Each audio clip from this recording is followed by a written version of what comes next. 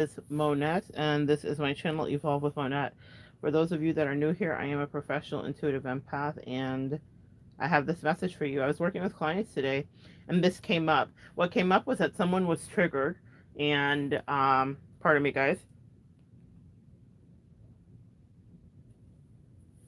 Someone was triggered because the narcissist discarding them was triangulating them. Same story. We've heard this before, right? But what made it interesting was that they were using scarcity tactics. And some people that have not even dealt with narcissists may have done this before. Maybe you've dated someone who's dated someone that's not your type. And they say, I usually don't date your type, but you are so upper echelon and so bad and so different that I am going to date your type. I'm going to make an exception.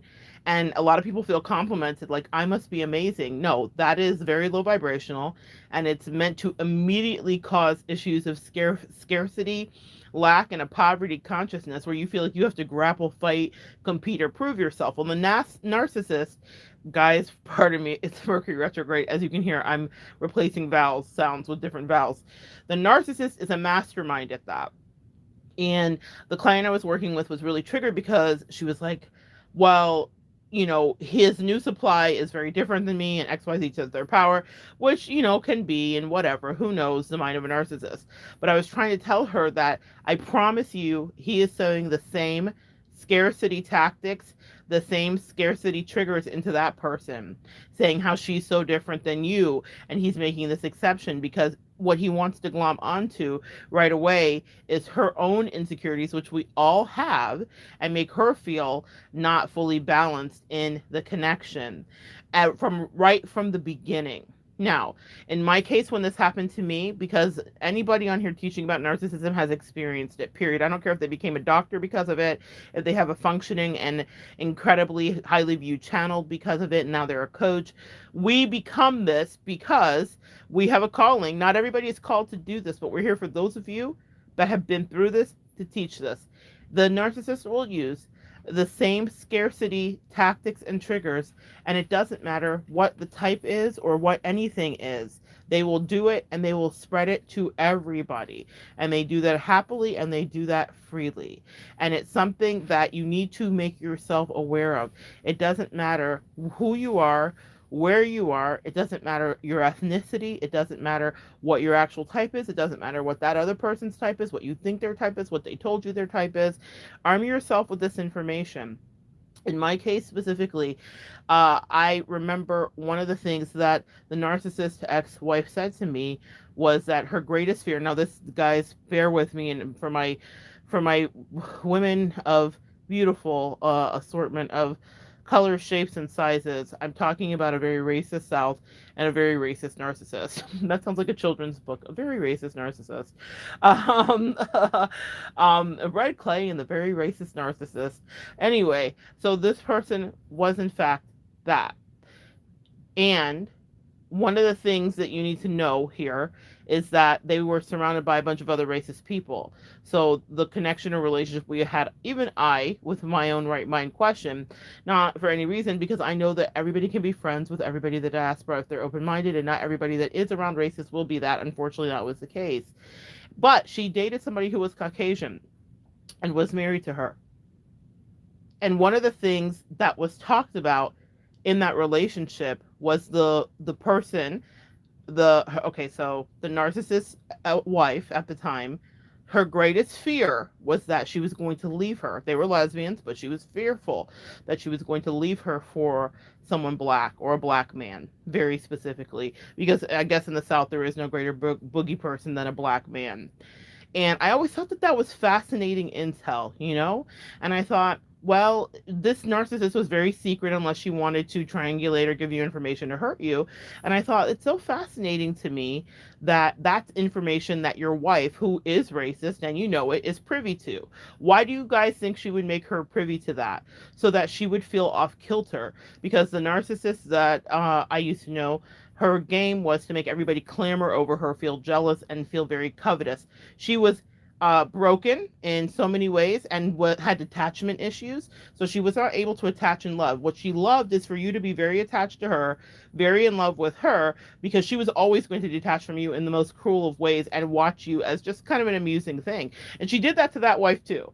And her favorite thing is to do it in your face. That was her favorite thing. So what I realized about that was that years later, when it came for her to devalue me in a different way, it wasn't about her choosing somebody that was white over me, because I knew what her preference really was, or did I? It's an interesting thing to think about your narcissist. Do you ever know them?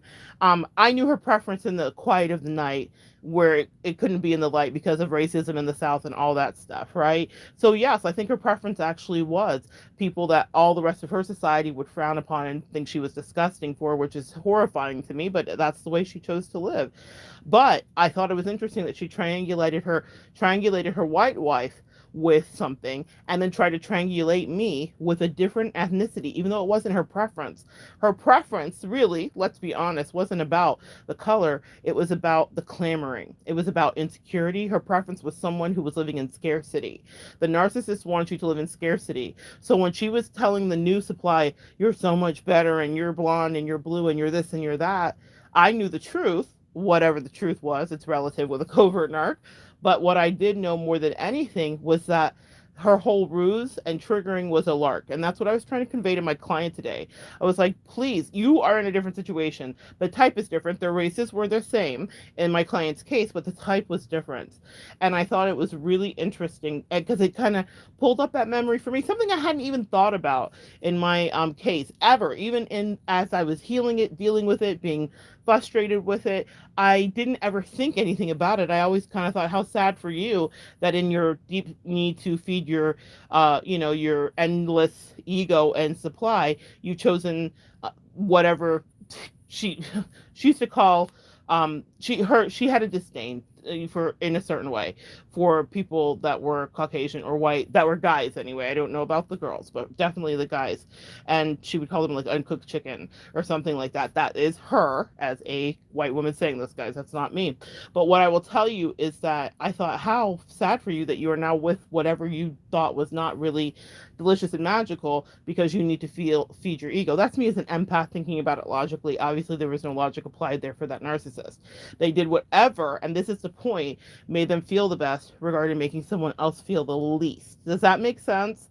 So for me, yes, it happened to be a black and white thing, but I remember her creating a distinct fear, an actual fear, because racism was already sown inside of there regarding her ex-wife, an actual fear where her ex-wife was like, the worst thing could happen is not that we break up, it's not that you leave me, it's that you leave me and then go to a black guy. And you have to ask, why did that wife know that? Especially, she knew that it would be a trigger for her. She knew it because it was a place that she could extract the most distress from her. And a narcissist is an energy vampire.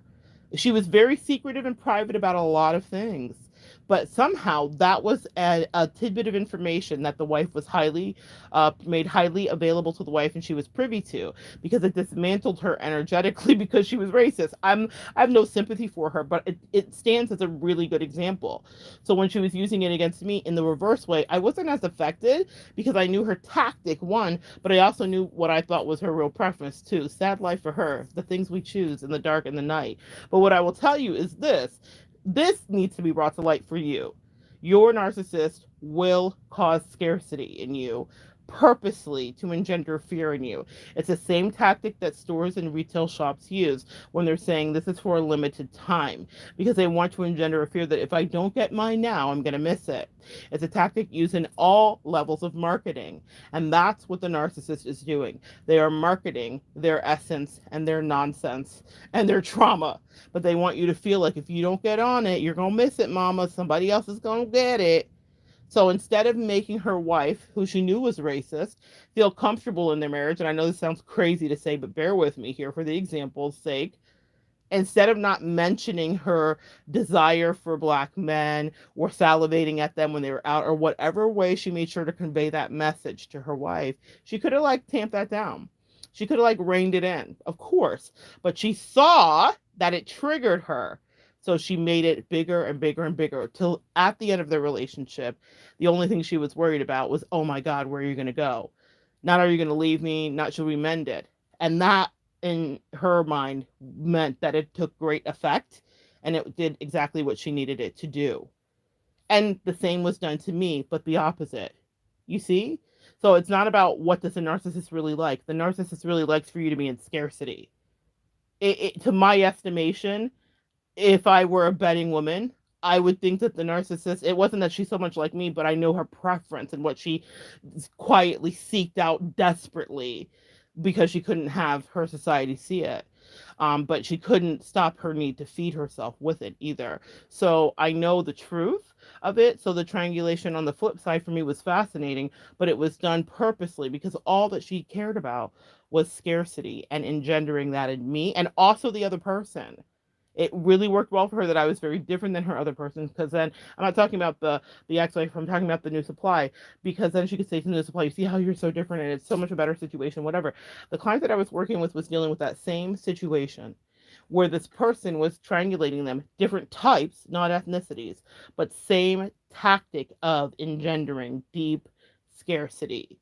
We all have fears and insecurities, and if the narcissist can tap into yours, then they're going to run with it. So that's what you need to know. The more you know, I feel like the rainbow should come up. The more you know, it doesn't matter what sex you are. It doesn't matter what your sexual affiliation is. It doesn't matter your ethnicity. It doesn't matter your body type or shape. The narcissist will find a way to make you feel lesser than the other person or make the other person feel lesser than you, depending on the day. Because the thing that they want to do is have both of you clamoring for them. That validates them. The thing they want to do is have the other person in their head forever. Even when I walked away, it still paid off in dividends for her to have triangulated me with someone that was so different than someone that was used to getting her way that was blonde and blue, because that blonde and blue girl was in her head for days about me. How could you?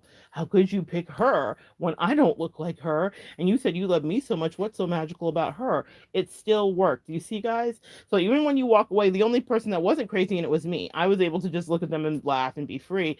But that still worked for many months, weeks, days, and years, God knows, for them, for that other girl to be in her head about what made me so special. Nothing.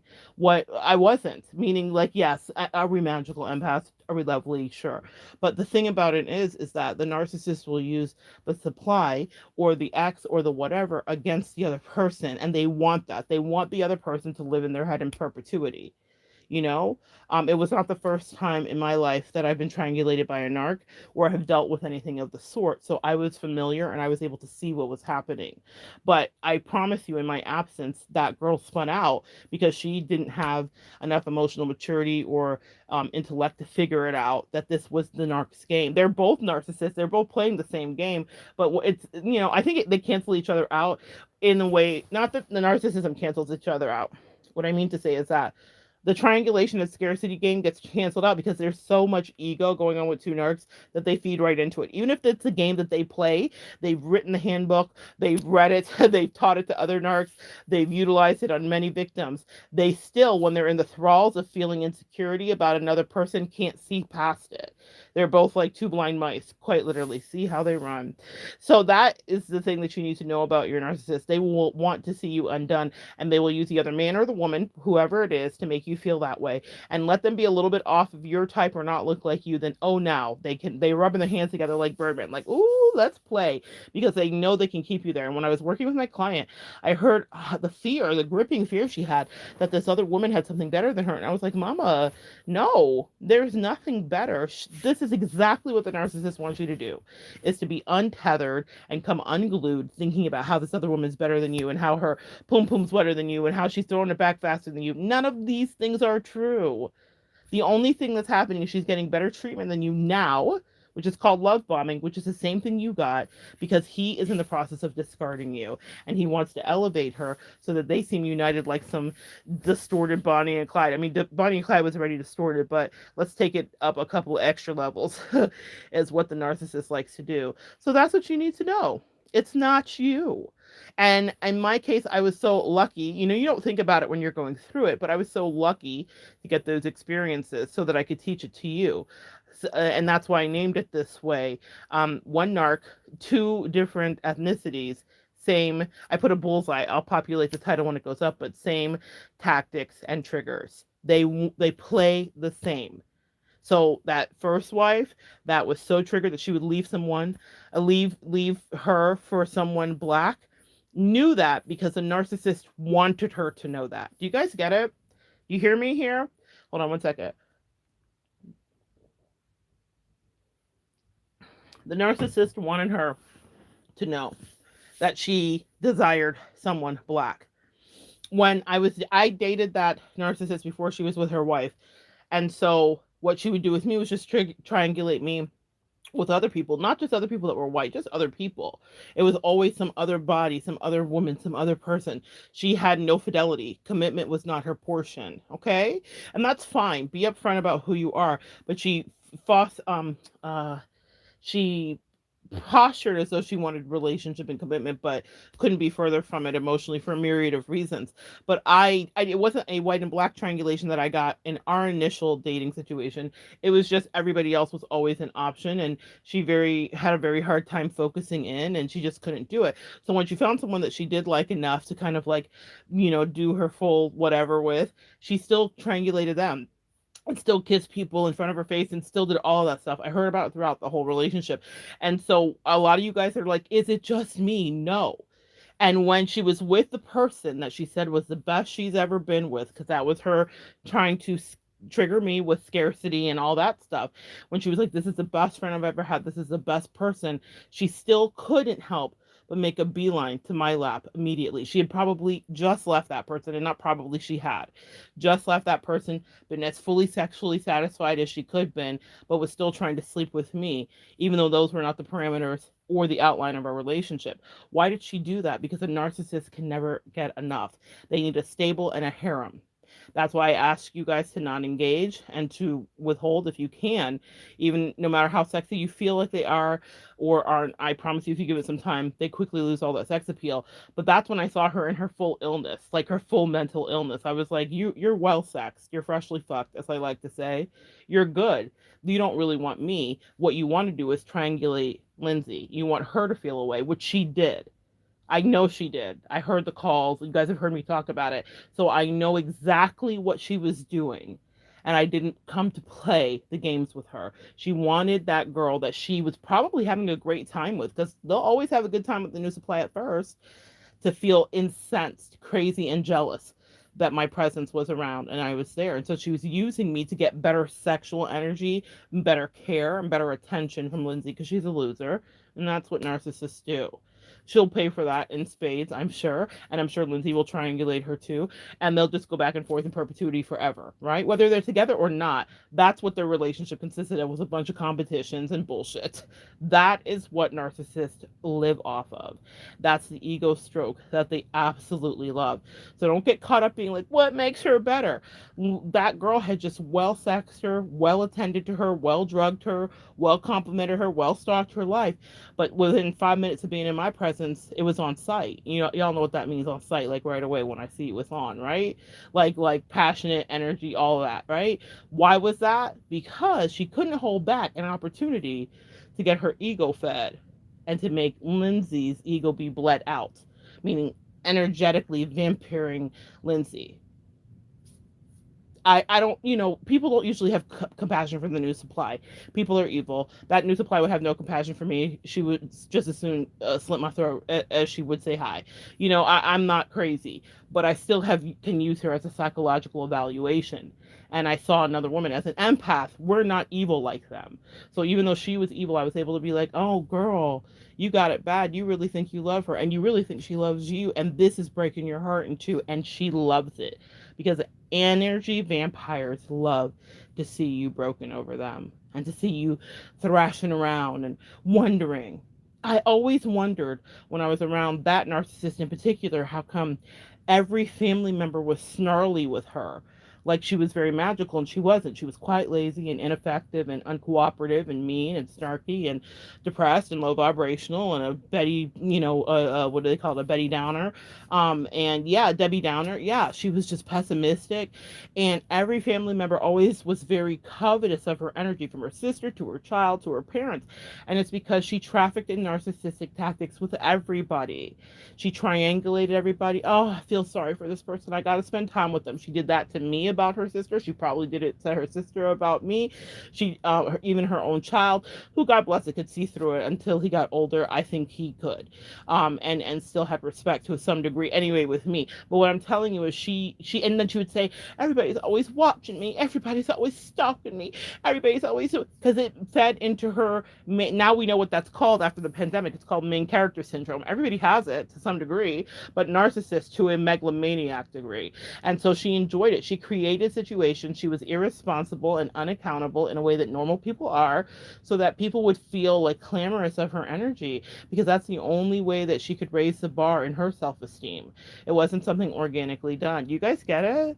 So it's a really interesting tactic, and people are like, no, they would never do that, and that doesn't make any sense, and I don't understand it. It must be the other person that they like that's so much better than me. She did it with people in her family, from brothers to cousins to sisters, like some real Alabama backwood, Virginia, God forbid, not every Virginian, I don't want to be use stereotypes, but some real low vibrational, emotionally incesty shit. That I can say unequivocally. Not that YouTube would want me to, but it's the truth. It's the absolute truth. And narcissists will traffic in emotional incest. So I don't care if they're triangulating you with their mother, their family, their sister, their cousin, and you're like, no, they would never do that. Yes, they would, and they do. Because all they see people as is not people with lines of delineation. Narcissists sees no boundaries. They see someone who's going to hurt you. They see someone who's going to probably hate on you, gossip about them with you, or whatever. And better yet, if they can make it seem like someone that's not your type, then they can make you lose sleep at night, like I watched her do with her first wife, who lost sleep because she was terrified she was going to go to the big black man. And again, anybody worth their sense, that would be a secret maybe they would keep, because they wouldn't want to trigger their partner. I don't like to trigger my partner. I don't like to trigger my friends. I don't like to trigger people I love. I don't like to put people in competition. I don't like to rub people in other people's face. I'll just stop talking about the person altogether. You'll never hear their name from me once you articulate to me that it's an issue and that it causes you injury. Or if I know, if I don't perceptively pick it up. And a lot of us empaths are that way. So watch how narcissists moves. They come to play, and they want to play with your feelings and your emotions, and they want you to feel away, and they want you to feel out of pocket. They want you to be like, it must be me. No, they're purposely doing it to disrupt your balance and your sanity. They want you to be living in scarcity. They love it there, because then everyone's clamoring and everyone's making them feel like they are rare air when they are scum beneath your feet, when they are peasants and panhandlers. But they want to bleed you out and make you run about feeling crazy.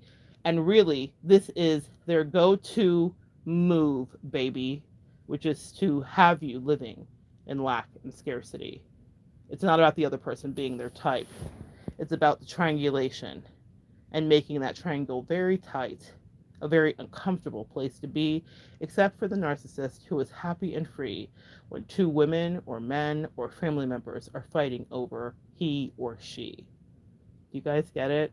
It's never about the other person like you think. Even for that Lindsay, that person didn't treat me well and do anything nice for me. Did they love me to some degree? Did they love bomb me? But no different than they did for that Lindsay. But for a long time in that crazy girl's head, she was, oh, what makes this bitch better? She really struggled with that, especially with the racism. She's evil. She's black. She's everything my grandpappy taught me. It's now funny to me, y'all. I've been villainized a million times. That was light work. It was interesting work, but it was light work. But what I will tell you is the reason that I was able to see it and be like, I felt bad for her. That's actually the reason that I left. Not because, well, when you know your worth as an empress, a high priestess, a person, when I say that, I mean people that are spiritual, people that get it. You've been through a few wars. The Empress in the tarot has been through many wars, and she has regally gotten her crown. She's not like haughty. She's down to earth. Quite literally in the card, she's depicted barefoot to denote that she is down to earth. You can approach her. She's the approachable queen, if you will, right? Right? She's benevolent and kind. But what I will tell you about that is you don't get there by being all high and mighty. You get there by realizing, like, I'm just like you. And I felt empathy for that Lindsay girl too, because I knew that she was too insecure and too mentally ill and too fully entrenched in her narcissism, more malignantly presented, that she would never be able to like unravel the mystery that, yeah, there were some special things about me that she will never embody, but it was being weaponized. The reason that she kept talking about me, because that's what the narcissist does, and that's what was happening with my client. She kept hearing about this other person, from her narcissist. And I was like, yeah, that's done tactically. And I know because it was done reversely with me with Lindsay. I kept hearing about Lindsay, except there was nothing extraordinarily special. Lindsay wasn't me. When I say that, it's, as what does Michael Blackson say? Um, Michael Blackson is a comedian who is from Africa, and he says, "With all due respect, I mean no respect." Well, when I'm talking about the supply, I called her the old supply, so that's the Freudian. Maybe she's the old supply now. But when I'm talking about the old supply, um, I say with all due respect, I mean no respect. But what I mean is that I live a life that's very different than what Lindsay ever could imagine or do, and it's not anything competitive. That's why I was like, Joanne, we don't compete when we don't compare. But my narcissist talked about me greatly to her, which caused great emotional despair. And as soon as my blood in the water, as soon as the narcissist knew that, she didn't stop. So now someone hates you for no reason and you don't know why. You didn't do anything to that person. I was just trying to help her get by. Unfortunately, I became public enemy number one and persona non grata, which is exactly what the narcissist wants. The narcissist also talked to me about Lindsay ad nauseum too. Just benign things, because that's all that Lindsay would do. But like, I'm down at the pond of the holler, way down yonder in Chad. It was all that. I got a lot of that information to the point where I was like, girl, you trying it. Because I was like, this is really obvious and it's really juvenile and it's really high school. But that is a narcissist. They are perpetually stuck in an arrested state of development forever. 12 to 3 to 12 years old. It's really a sad sight to see. Oh, this other person is so much da da da da da. And I was like, I'm not Lindsay. I'm not going to fracture and break apart. I'm not going to come key your car. I'm not going to blow up your life. And I'm not going to chase you, because there's nothing interesting about you. In fact, I've been trying to escape from you for many, many years, girl. So be free. Do you with the new supply, and I will find my own sweet by and by. I wish a lot of you guys could adopt that. Maybe you'll get to a point where you get fed up enough, but that's why I was like, this is a tactic to my client. Don't get caught up, baby. They want you to feel crazy. And it was interesting, and set boundaries. And that's something that I did do when she began to prolifically speak about Lindsay. I think she may have really cared about her in the love bombing stage. I promise you, the narcissist really feels they're in love. There are a lot of great channels here run by narcissists who talk about the fact that they think they're in love in the love bombing stage, but they know they're really not. But they like, it feels wonderful, and they want to talk about the new person all the time and all that stuff.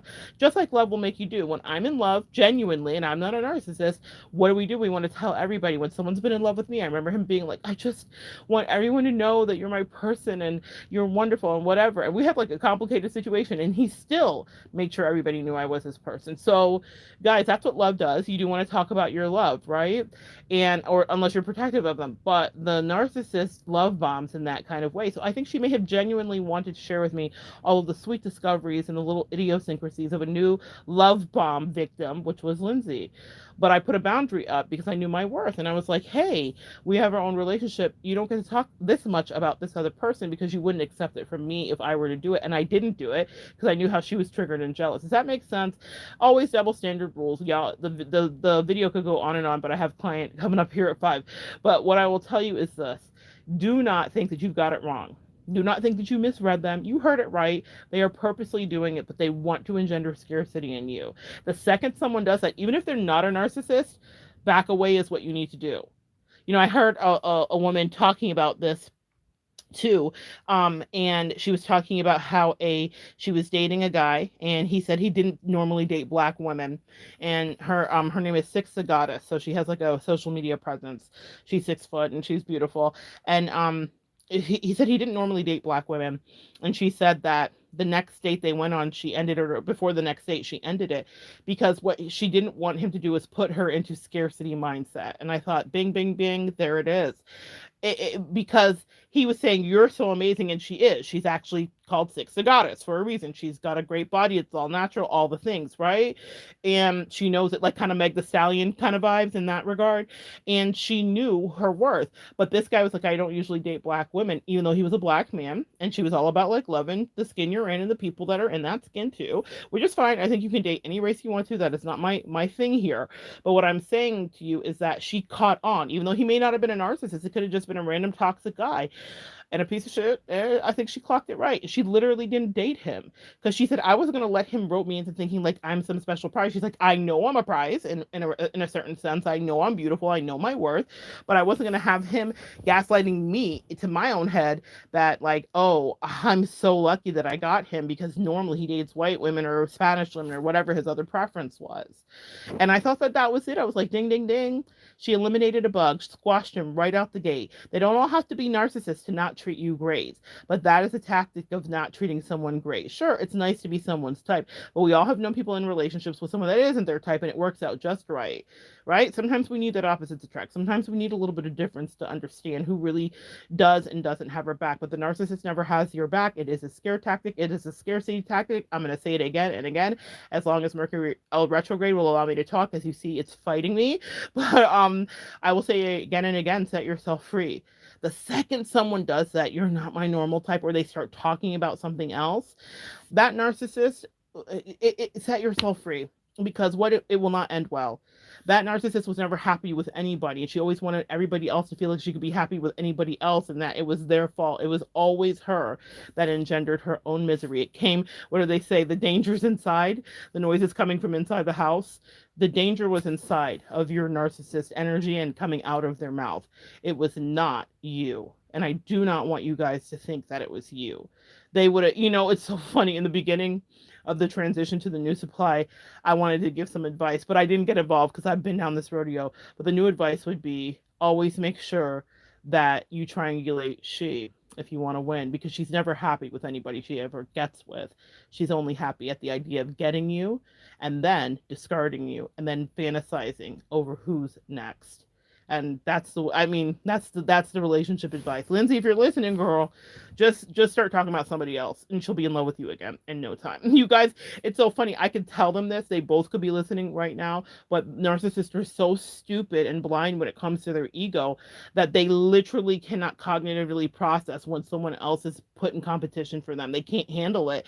And so all of their sensibilities and cunning, evil, demonic ways just get shut down, and then they'll fight for days and days and days. So Lindsay, if the thrill is gone, girl, just add somebody else in. She'll be your best friend and your lover once again, clamoring forevermore. Y'all can do this for the rest of your lives. You are lucky. You might have found the path to happiness in a narcissist life. I think two narcissists can't be happy together, or their form of happiness, which is abject misery. But in any case, for anybody else here that's not a narcissist and that isn't Lindsay, don't be in the game. Just get out. Don't even play, okay? Let them stay and be crazy forever and ever and ever. And as any woman knows, we all can make ourselves crazy and be like, oh my gosh, we all have looked at somebody else's ex. We all have asked questions about who our present person has dated. We've done the cross comparisons. We're trying to see where we're different or whatever. It's a normal human thing. What narcissists do is they tap into that because that's their bread and butter existence. Does that make sense? All right. Let's see if I have anything. Oh, I do. I love when you guys come talk to me. Hold on. Let me get a sip of water. I got to pop off here in a few minutes. Get ready for a client.